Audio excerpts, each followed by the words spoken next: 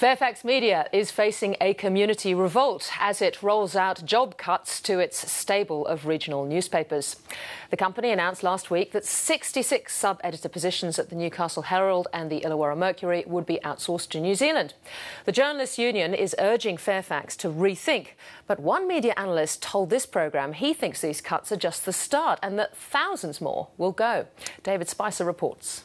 The steel city of Newcastle has weathered many rounds of job cuts over the decades, but the move to sack one-third of the editorial staff at the Newcastle Herald mobilised a large crowd into action on the weekend. I can't believe I've built a career over 22 years, 19 years at the Newcastle Herald, just had a baby and now our jobs are going to New Zealand, basically.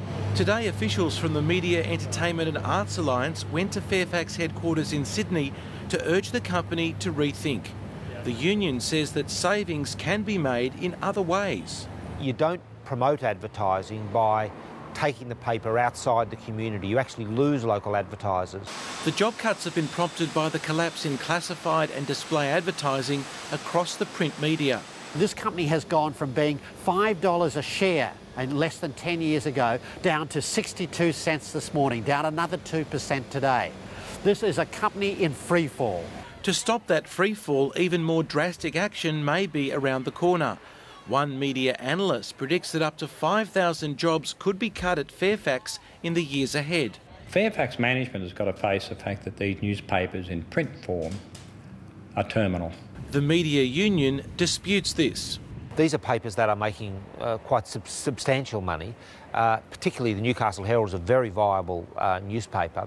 But even the more profitable regional newspapers face new challenges. The tsunami that's destroying the profitability domestically in the metro markets gradually spreads out in the regional territories as NBN delivers high-speed broadband nationally. The company's woes are certain to further aggravate Gina Reinhardt. She's agitating from the sidelines, having been blocked from a seat on the board despite being its largest shareholder. This woman owns 13% of the company. She's putting hundreds of millions of dollars into the company. It's very hard to deny her having at least one, if not two, positions on the board. The publisher of Fairfax Regional Media, Alan Brown, released a statement after the meeting wrapped up.